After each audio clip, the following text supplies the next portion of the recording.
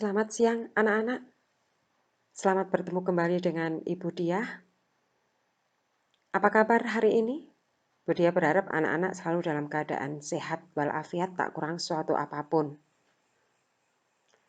Pada kesempatan kali ini Bu Diah akan memberikan satu layanan bimbingan tentang tips menghadapi penilaian tengah semester atau ulangan tengah semester di tengah pandemi. Nah, anak-anak, sebelum layanan ini kita mulai, baik kalau kita awali terlebih dahulu dengan berdoa, kita bersyukur kepada Tuhan Yang Maha Esa atas segala berkat-Nya kepada kita sehingga kita masih diberi kesehatan sampai hari ini. Berdoa mulai. Cukup? Terima kasih anak-anak. Nah, anak-anak, besok Senin tanggal 21 September 2020, anak-anak tentunya harus mengikuti penilaian tengah semester yang diadakan atau dilaksanakan oleh sekolah tercinta kalian. Bu Diah berharap anak-anak sudah siap semua untuk mengikuti PTS itu. Meskipun persiapannya atau pembelajaran yang dilakukan selama ini yaitu pembelajaran dengan jarak jauh melalui dengan cara daring. Tapi Bu Diah berharap itu tidak membuat anak-anak menjadi merasa kecil hati dan merasa kurang untuk mendapatkan pembelajaran. Karena Bapak Ibu Guru sudah berupaya sedemikian rupa.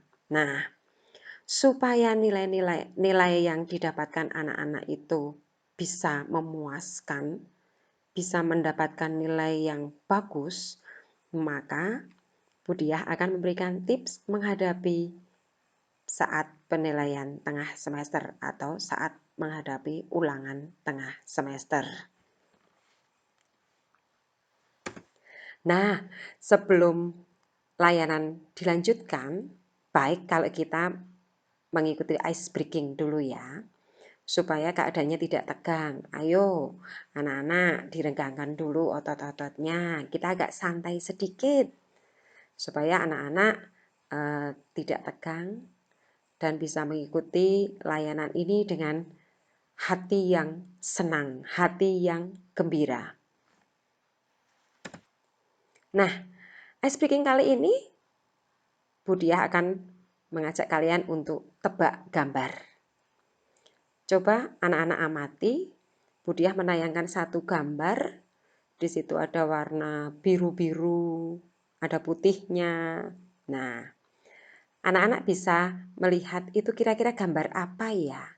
Anak coba tebak itu gambar apa? Silahkan diamati dan dilihat. Sudah? Sudah bisa menjawab kira-kira gambar apa? Ya, kita lihat ya. Gambar apa itu? Loh, kok gambar gajah, Bu? Padahal di pemikiran saya bukan. Mungkin ada yang begitu ya? Nah, coba sekarang. Ya, ternyata itu gambar gajah. Kok telinganya seperti itu, Bu? Masa itu telinganya gajah? Saya tadi jawabnya kupu-kupu. Ya, memang ada gajah yang punya telinga kupu-kupu kok. Jadi seperti itu. Ada yang benar menjawabnya? Hebat kalau ada yang benar menjawabnya. Hebat ya. Tepuk tangan untuk kalian. Nah, setelah kita mengikuti ice breaking, mari kita masuk ke layanan yang sebenarnya. Ada beberapa tips dalam belajar untuk menghadapi PTS atau ulangan di masa pandemi ini, di tengah pandemi ini. Karena situasi seperti ini kadang sudah membuat kita menjadi bosan. Anak-anak mungkin banyak yang sudah bosan. Tidak pernah pergi ke sekolah, belajar harus sendiri, didampingi orang tua. Mungkin ada yang tidak didampingi orang tua. Tahu-tahu sudah harus mengikuti atau menghadapi PTS, penilaian tengah semester. Waduh, bagaimana ini? Nah, ini ada beberapa tips yang akan Budia sampaikan. Silakan disimak. Selamat menyimak. Tips yang pertama yaitu anak-anak harus memahami metode atau gaya dan media belajar. Metode atau gaya belajar setiap orang atau setiap anak itu akan berbeda-beda. Satu dengan yang lainnya itu tidak sama. Nah, ada yang mempunyai gaya belajar atau metode atau cara belajarnya itu, gaya belajarnya itu disebut gaya belajar visual. Apa itu gaya belajar visual? Gaya belajar visual itu berfokus pada penglihatan. Jadi saat mempelajari hal baru, itu tipe ini akan sangat mengandalkan visualnya atau matanya untuk mudah memahami dan mengerti apa yang dia pelajari. Jadi dia mengandalkan mata. Nah, selain itu, tipe visual ini juga lebih nyaman belajar dengan menggunakan warna-warna, garis maupun bentuk. Nah, itulah mengapa orang yang memiliki tipe visual itu biasanya memiliki pemahaman yang mendalam dengan nilai artistik, nilai seni seperti paduan warna dan lainnya. Gaya belajar yang kedua adalah gaya belajar auditori. Gaya belajar auditori ini lebih mengandalkan kepada pendengaran. Jadi, untuk menerima informasi dan pengetahuan, orang-orang ini benar-benar yang diandalkan adalah pendengarannya, bukan visualnya, bukan matanya, tetapi pendengarannya. Orang tipe ini kadang tidak harus melihat, cukup dia mendengar, maka dia akan bisa memahami. Bahkan mungkin terkadang ada yang model dia akan gampang memahami dengan mendengarkan sesuatu. Nah, itu tipe gaya orang yang mempunyai gaya belajar auditori. Gaya belajar yang ketiga adalah gaya belajar kinestetik. Gaya belajar ini menyenangi belajar yang melibatkan gerakan. Jadi biasanya orang yang mempunyai gaya belajar tipe ini itu merasa lebih mudah mempelajari sesuatu, tidak hanya sekedar membaca buku tetapi juga mempraktekkannya. Dengan melakukan atau menyentuh objek yang dipelajari akan memberikan pengalaman tersendiri bagi tipe kinestetik ini. Jadi anak-anak atau orang-orang yang mempunyai gaya belajar kinestetik itu biasanya tidak bisa berlama-lama untuk berdiam diri di dalam kelas. Dia lebih senang dengan praktek-praktek, melakukan sesuatu.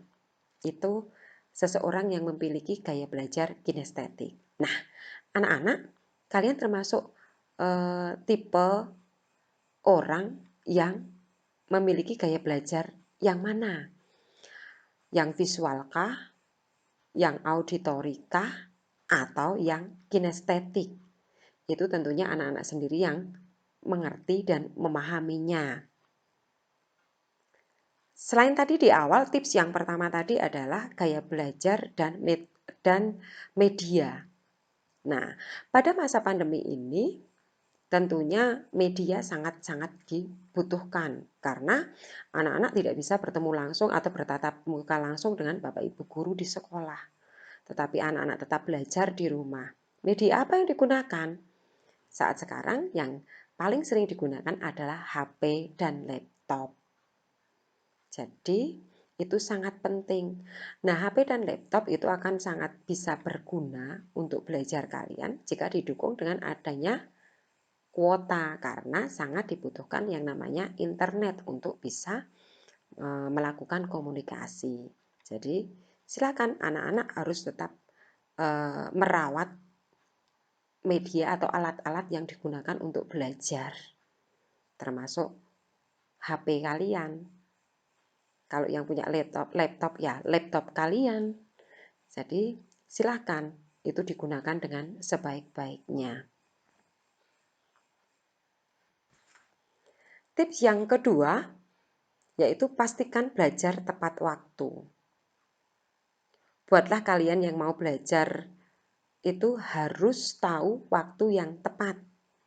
Kapan saatnya bermain, kapan waktunya belajar dengan durasi atau waktunya berapa lama tiap mata pelajaran atau tiap materinya, sehingga kalian bisa fokus.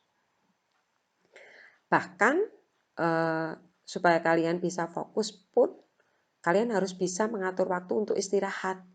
Jadi tidak sembarangan, tidak asal. Karena sekarang tidak belajar di sekolah, ya sudah, aku pakai untuk main-main saja. Belajarnya tidak perlu. Tidak seperti itu. Silakan, tetap anak-anak diharapkan harus belajar tepat waktu. Tips yang ketiga, yaitu belajar yang tidak melakukan model belajar sistem kebut semalam atau singkatannya SKS. Bagaimana kalau tipe-tipe yang seperti itu, yang selalu belajar dengan mengandalkan belajar sistem kebut semalam? Itu ada model seperti itu. Coba lihat gambar itu. Ada gambar yang beberapa gambar yang ditayangkan Budiah di sini. Di sekolahan dia sudah pakai seragam, ternyata sampai sekolah hanya tidur. Padahal itu harus ulangan, harus mengikuti ujian. Kenapa bisa seperti itu? Bisa jadi anak-anak yang seperti itu karena semalam sebenarnya dia belajar. Kenapa? Kok terus tidur? Belajar kok tidur di sekolah? Karena belajarnya itu sampai kemalaman, sampai terlalu malam. Model sistem kebut semalam itu tadi, pengennya memahami dalam waktu semalam, ternyata malah kelelahan. Sampai di sekolah tidak bisa fokus, capek, akhirnya ngantuk dan tertidur di kelas. Jadi Budiah tahu kalau anak-anak SMP 3 Turi tidak seperti itu kok ya. Semua rajin, tidak model sistem kebut semalam. Belajarnya setahap demi setahap, sedikit demi sedikit, gitu kan? Di sekolah juga nggak pernah pada tidur kan? Nah, jadi Budiah berharap anak-anak tidak mengikuti model yang belajar sistem kebut semalam. Tips yang keempat, waktu istirahat yang cukup. Jadi, saat anak-anak menghadapi ujian ataupun PTS, silahkan anak-anak juga harus memikirkan atau mengatur waktu supaya bisa istirahat itu dengan cukup.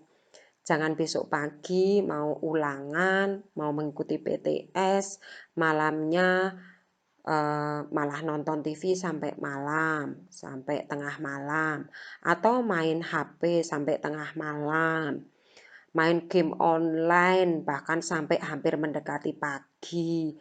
Wah, kalau caranya seperti itu artinya anak-anak itu tidak bisa istirahatnya tidak cukup. Istirahatnya berarti tidak cukup sehingga saat pagi hari kondisi badanmu pun tidak fit. Sehingga saat mengikuti atau mengerjakan soal-soal juga tidak bisa fokus, tidak bisa tenang. Nah, hal semacam itu bisa mempengaruhi nanti nilaimu. Karena tidak tenang, tidak fokus, salah membaca, salah mengerjakan. Mempengaruhi nilaimu jadinya. Jadi silakan anak-anak juga harus beristirahat dengan cukup ya. Apalagi saat-saat menghadapi ujian. Tips yang kelima yaitu cek pemahaman. Cek pemahaman di sini maksudnya begini. Saya sudah belajar, Bu. Tapi kok nggak yakin ya yang saya pelajari itu saya benar-benar paham apa tidak. Lalu bagaimana caranya untuk mengetahui bahwa saya paham apa tidak? Nah, dalam kondisi pandemi seperti ini kan agak kesulitan ya. Kalau di sekolah bisa ketemu dengan Bapak Ibu guru, anak-anak bisa bertanya dengan Bapak Ibu guru. Tapi saat sekarang tidak bisa langsung bertanya. Lalu bagaimana? Ya, anak-anak bisa mengerjakan soal-soal latihan. Dari mana soal-soalnya? Banyak cara yang bisa dilakukan. Bisa anak-anak googling, browsing di internet. Cari soal-soal yang ada di internet, bahkan banyak soal-soal yang sudah ada kuncinya, sehingga anak-anak bisa mengerjakan dan juga bisa langsung mengkoreksinya. Jadi di situ benar-benar anak-anak bisa mengecek atau checking diri sendiri.